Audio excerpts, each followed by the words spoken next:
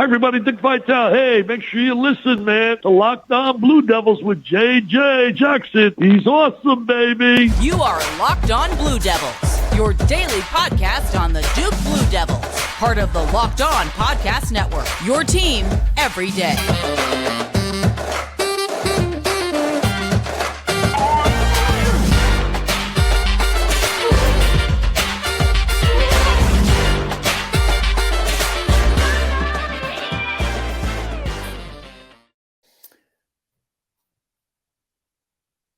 Hello, everybody, and welcome into another episode of the Locked On Blue Devils podcast. My name is JJ Jackson. It's so great to have you here with us on this Friday here in the month of June. Excited to be with you once again here on the program. Locked On Blue Devils, of course, is your one-stop shop for everything going on in the world of Duke athletics. Duke baseball today getting set to open up the Conway Regional with Coastal Carolina. Duke should be having a fun weekend there at Myrtle Beach. Best of luck to Chris Pollard and his team there. We discuss everything from basketball to the lacrosse run that the men's team just went on. And you, of course, can find our show wherever you get your podcast and by watching the show on YouTube each and every day. Make sure you hit that subscribe button.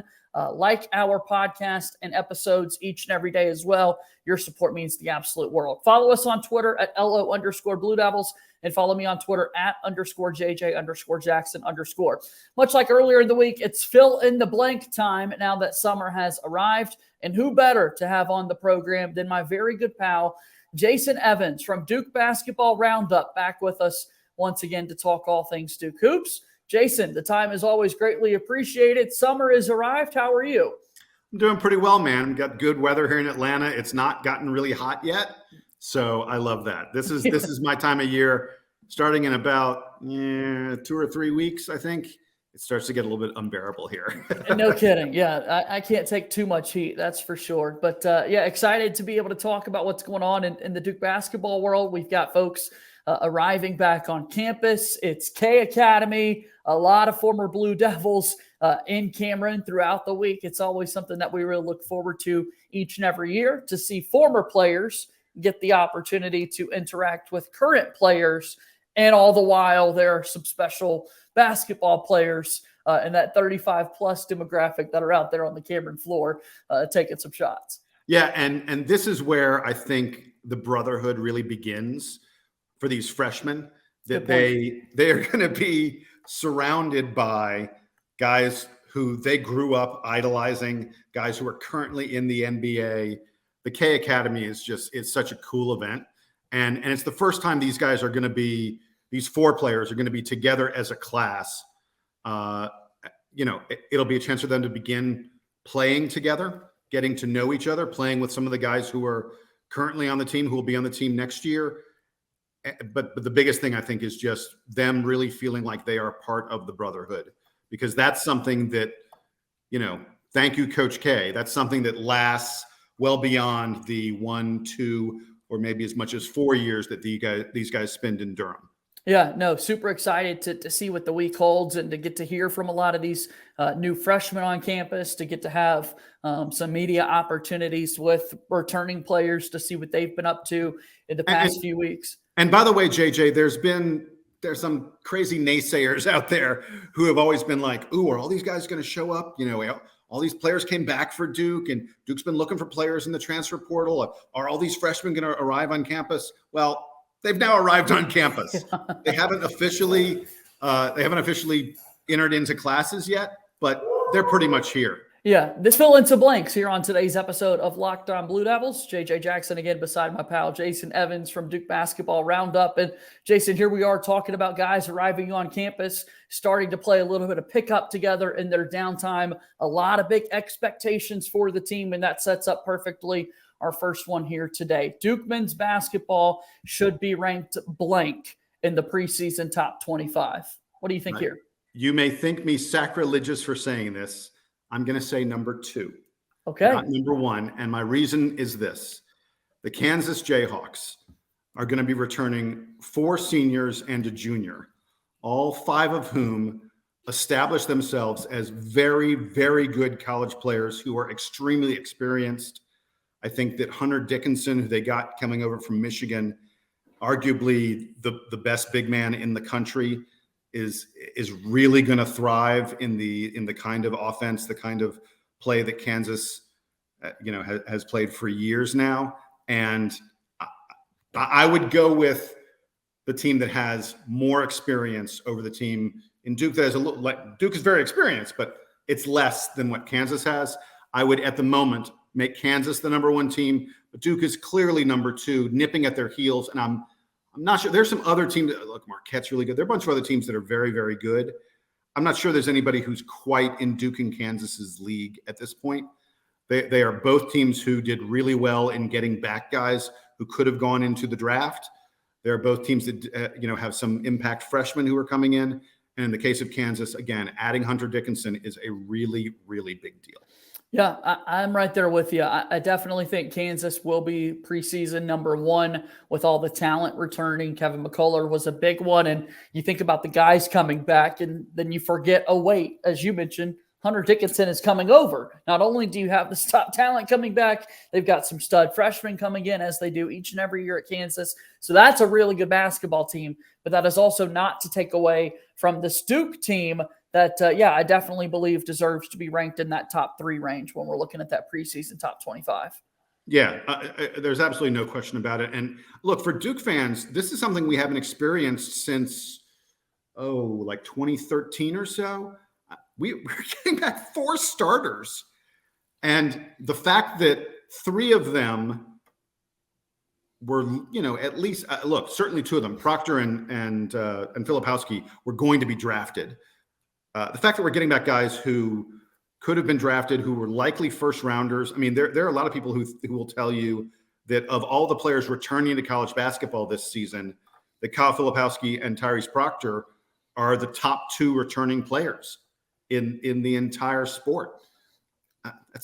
For that to be on the same team, for that to be on a Duke team that has done nothing but produce one and done players for the better part of a decade.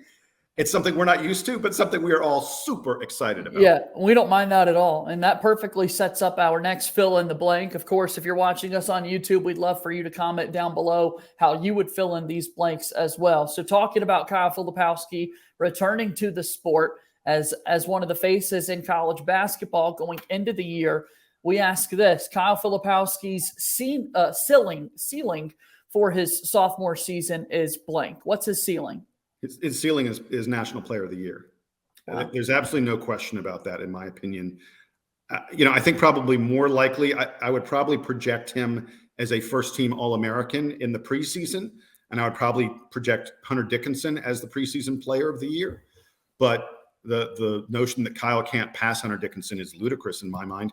And I think the Player of the Year race really will come down to how well Duke does. If the Blue Devils stumble a little bit, if we fall out of the top 10, it becomes really hard to win Player of the Year. If you go back over the years and look at the guys who win National Player of the Year, it's almost always a team in the top 10. Heck, it's almost always a team in the top 5. And it just, it's hard to get the attention if you're not on a team that is winning consistently again and again and again for Player of the Year. All-American's a different story, although it helps to be very, if your team's really successful there as well. But I feel like, the ceiling for him is to potentially be Player of the Year. And the other thing that's going to matter in all of this is the play of his teammates. And by that, I don't just mean winning games, which is essential to this process. But let's say Tyrese Proctor comes on and turns into arguably the best point guard in America. That's not an impossibility. I'm not saying it's going to happen, but it is not something that is at all far-fetched based on the Tyrese Proctor we saw late in the year, based on the experience, the transition you quite frequently see from guys going from freshman to sophomore year.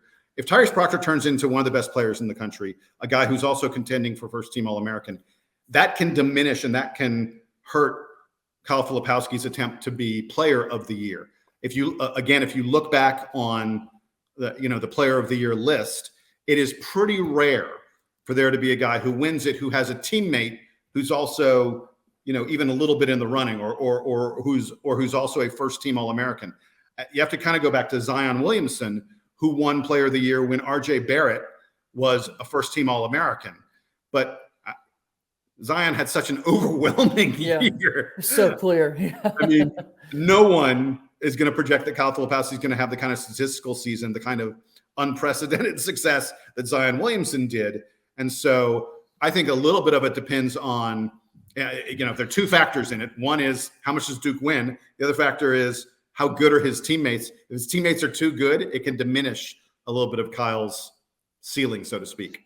Well, National Player of the Year is a pretty awesome ceiling for any player to have going into an upcoming season. I'm right there with you. I don't see a reason why he can't be one of the premier faces and players, production-wise, you name it, in the sport as a whole. I'm so thrilled to see what year 2 of Flip looks like. See if we can get a little bit more consistent numbers from the outside shooting, develop on the interior, both offensively and defensively. I mean, guys get better year after year. Development certainly takes place, and you'd be silly not to think that's going to happen with Kyle Filipowski. And by the way, that's saying a guy that won ACC Rookie of the Year, first time since 2013. We've had one of those players in the ACC return for their sophomore season. So pretty high expectations for Flip. Yeah, and the thing that excites me the most, I think, about what Flip's season could be next year is I think there's going to be a decent percentage of time. I'm not saying it's going to be more than half the game, but probably in the 15 to 20 minute or so, kind of range where Flip is both our biggest guy on the floor, and not just talking about size, but like he's bigger than Ryan Young, but Ryan Young's going to play in the post and Flip's going to play on the wing when they're both in the game together. But that Flip would be the only guy that you would presumably say, oh, that guy's playing in the post. And I want to be clear. I don't think during those 15 or so minutes that Flip will be playing in the post. I think he'll mostly be on the perimeter playing. Duke's going to play a lot of 5 out, I think, which is a really interesting thing to talk about and think about, because it puts a real challenge on the defense. How do you guard a team that's playing 5 out? Do you take your rim protector away from the rim to guard Flip? How do you protect against all the guys who are going to be diving to the basket in a situation like that? But the notion of Kyle Filipowski as the 5, so to speak, as the biggest guy on the floor for Duke, and him being on the perimeter guarded by opposing 5s. Think of a team like NC State that has DJ Burns, who's a really good offensive player, but you put DJ Burns out at the 3-point line with Kyle Filipowski with the ball in his hands. Trouble. That's a bad situation for NC State. That's not going to work very well for them. I just think there's some really interesting possibilities when Duke is playing 5 out for Kyle to really put on a show at times. And that could be a lot of fun to watch as a Blue Devil fan. And by the way, it won't just be him. It's Tyrese Proctor, it's Jeremy Roach, and Mark Mitchell, for that matter. Some of these other guys looking at the lane and seeing a lot of space in there for them to operate. Well, we'll have a few more fill-in-the-blank topics that we want to get to after our first time out here on today's episode of Locked On Blue Devils. Locked On Blue Devils here today is brought to you by our very good friends over at FanDuel. FanDuel is America's #1 sports book, and I could not recommend it more. Right now, you want to make a fast break to FanDuel during the NBA Finals. The Heat and Nuggets, what a fun series we expect this to be. And right now, new customers can get a no-sweat first bet. A no-sweat first bet up to $2,500. That's $2,500 back in bonus bets if your first bet doesn't win. We've got tons of player props that you can take part in. Nikola Jokic, the assist prop, is always one that you want to get your hands on. How many points will Jimmy Butler continue to score throughout the series and more? Which team will make more three-pointers throughout the finals? So many great bets to take part in over at FanDuel, and that's why there's no better place to bet on all the finals action than America's #1 sports book. Visit FanDuel.com/lockedon and get a no-sweat first bet up to $2,500. That's FanDuel.com/lockedon. FanDuel is an official sports betting partner of the NBA. Moving forward here on today's episode of Locked On Blue Devils, JJ Jackson alongside my pal Jason Evans. We're talking just a moment ago about our friends at FanDuel, talking about the NBA Finals being played between the Nuggets and the Heat. So why not talk about the association a little bit for our next one here? Paolo Banchero, this year's Rookie of the Year. I simply ask this: Paolo Banchero's rookie season was blank. How do you answer that one, Jason? I think it was a preview of a guy who's someday going to be an all-NBA player. To be clear, that's one of the top 15 players in the league. And the reason I think that is that he clearly expanded his game from what we saw at Duke. And Paolo is still young. He doesn't turn 21 until this November. Jeez. He was dominant at times playing in the NBA this year. Not all the time, but at times he was. He showed at times that he can carry a team. Look, Paolo needs to get much more efficient. He needs to get better at his three-pointer. He needs to get better on defense. But the fact that he improved so much from last year to this year in the league shows you that he is a hard worker, shows you that he's dedicated to getting better, shows you that he's teachable. The fact that he is so young shows you that he's going to get a little more physical, a little bit stronger. And most guys in the NBA hit their peak 25, 26, 27, somewhere in there, and then they hold it until they're 30 or 31. Paolo's still at least 4 years away from that. And he was, an ascendant player this year. I absolutely I believe that at some point in his career, he'll be someone who'll be considered one of the top 15 players in the NBA, maybe even a little bit better than that. It's tough. It is really tough to crack like that top 10 or so.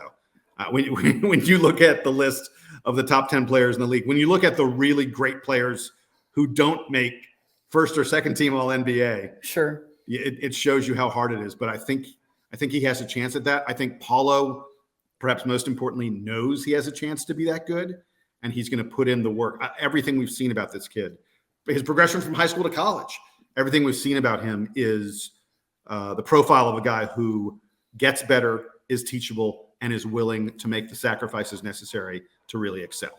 Yeah, I'd say Paolo Banchero's rookie season was blank. I'd say was good as you could ask for. If you're a Paolo fan, a Magic fan, whatever the case may be, you look back at the year that was, you look back at draft talk a year ago when we were in this position. Still a lot of word about Jabari Smith potentially as that top guy. Chet Holmgren right there at the top as well. And Paolo just stayed even kill throughout the course.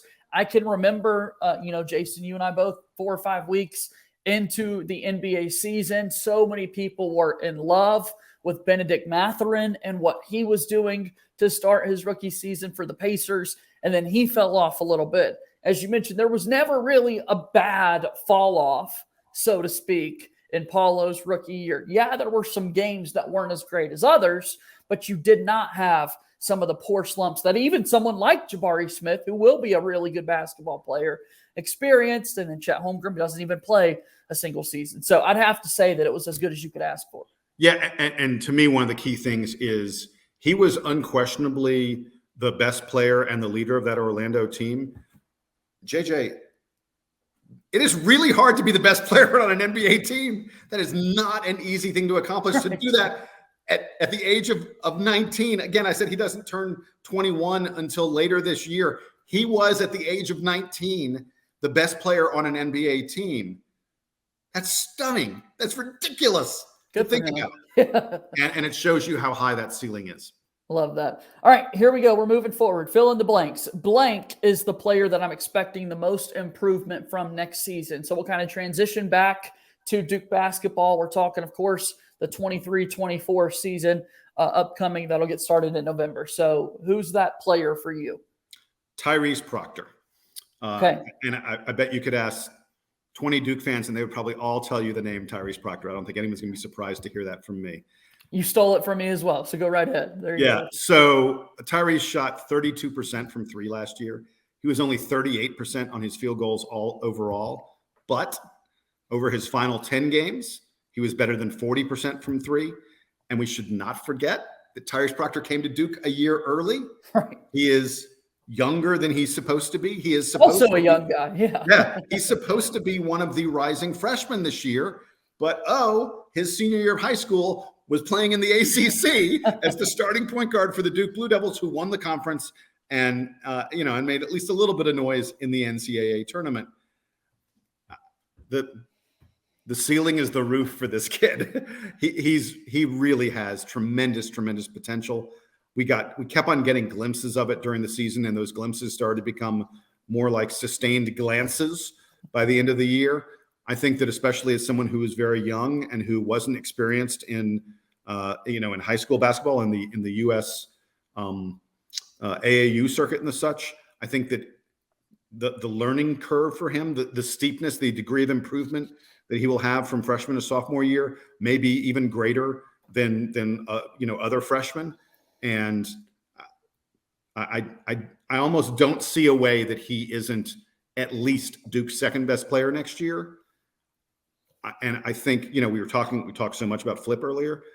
There's a scenario, I said it, where Proctor is arguably the best point guard in America. There's a scenario where, depending on how things go, Proctor's the guy in the running for player of the year.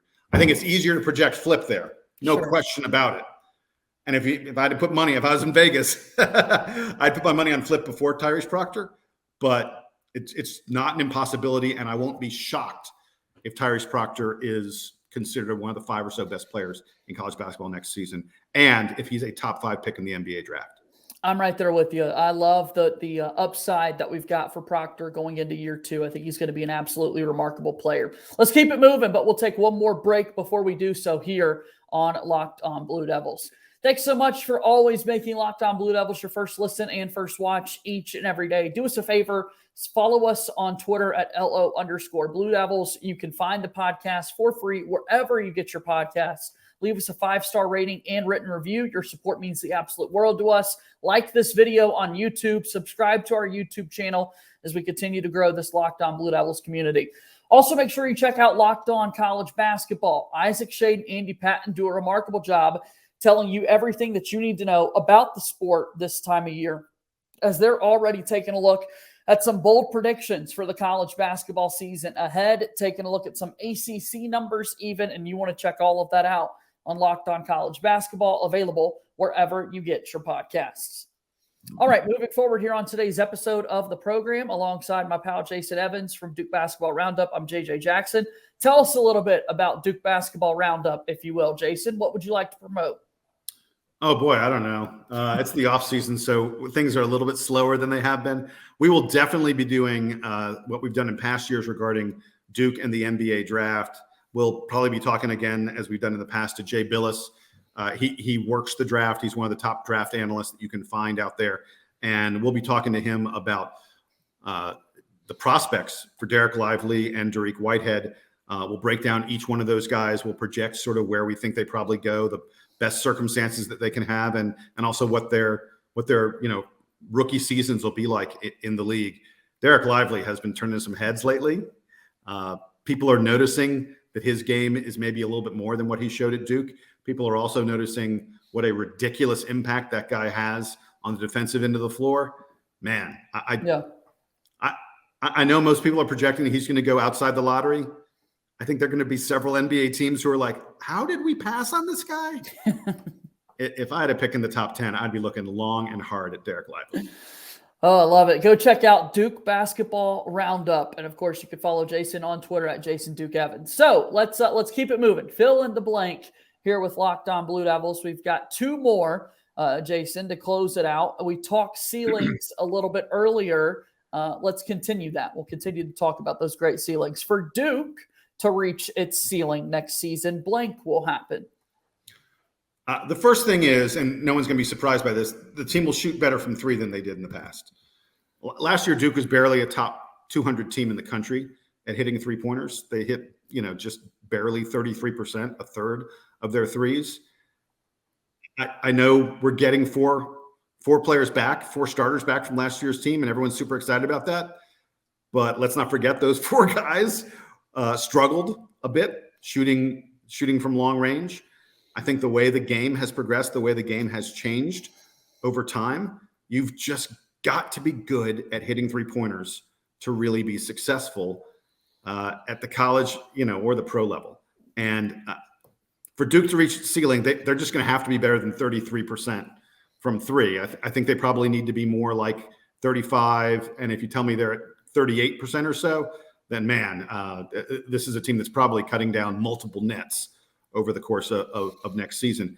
The other thing that and I don't know if this falls in what they need to do to be good or what we worry about, but I do worry a little bit about some drop off for this team on defense. I think one part of them reaching their ceiling this year is going to have to be that they figure out a way to play really strongly on defense without someone like Derek Lively, without a rim protector to erase those mistakes.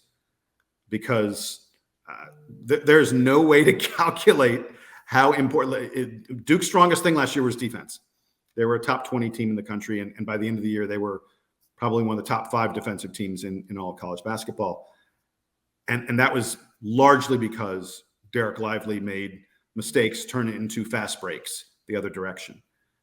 And to be perfectly honest, there's no one on the roster who can even come close to approximating what he did.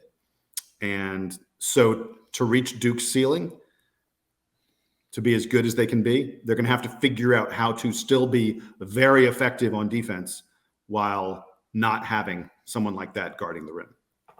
And then you mentioned shooting right out of the top, and that's something that the poor shooting I discussed a little bit earlier in the week in separate conversations on the show with Brendan Marks and Connor O'Neill both, and that's going to set up our final fill in the blank here. If Duke next season is a disappointment, it will be because blank. And I spoke earlier this week, Jason, about some of those shooting concerns from the outside. And it's one thing to look at somebody like Jared McCain, who we believe will be a great shooter.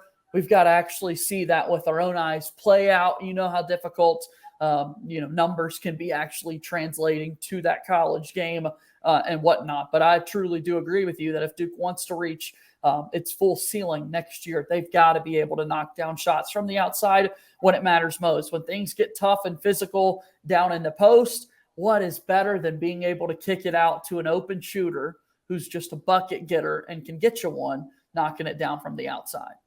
And I'll add to fill in your blank, if the season is disappointing, it'll be because Duke didn't get the production that a lot of us expect from their bench. And that's a controversial take because everyone says that's really good. Wow. Yeah, well, everyone says this is a Duke team that has unbelievable depth, but that depth is going to be primarily composed of 4 freshmen, none of whom are ranked in the top 10 in their class, in a freshman class that is universally considered not as good as some previous freshman classes. Wow. What's more, that depth is composed of guys like Jalen Blakes and Jaden Shute and Christian Reeves, who frankly haven't contributed at a high ACC level at all during their ACC careers so far. We've seen maybe some little glimpses from Jalen Blakes, but if I came to you right now and said, hey, Jalen Blake's going to be a key 6 man for Duke next year, you might go, great for Jalen, but you'd probably go, that could be a problem for Duke.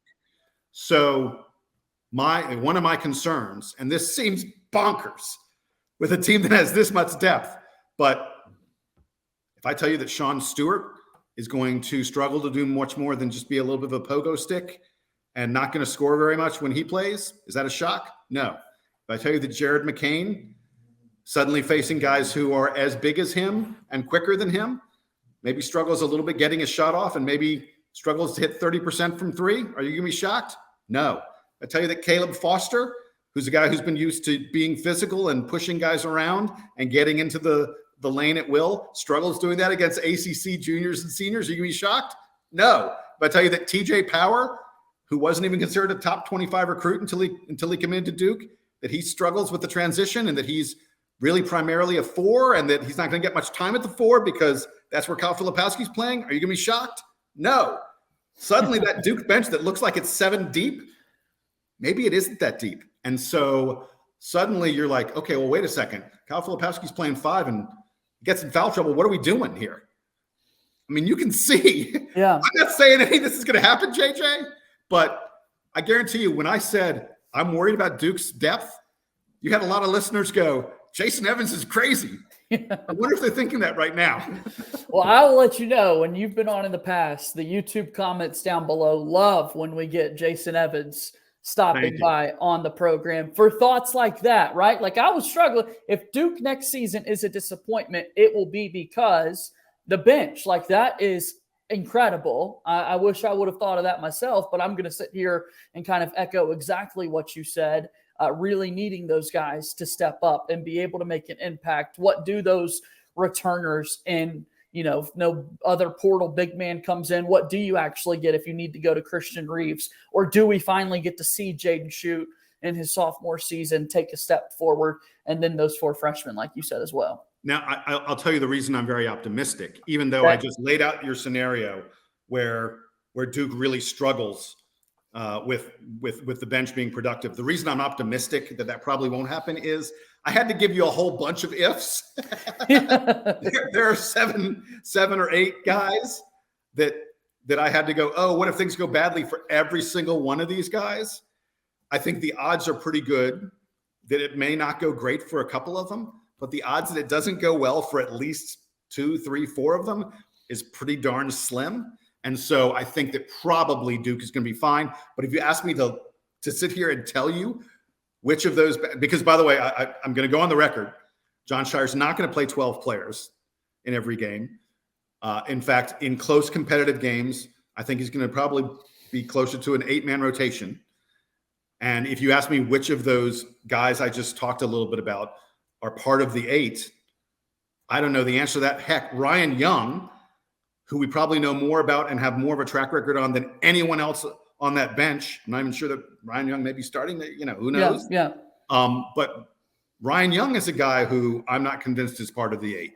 So it's going to be really interesting to find out.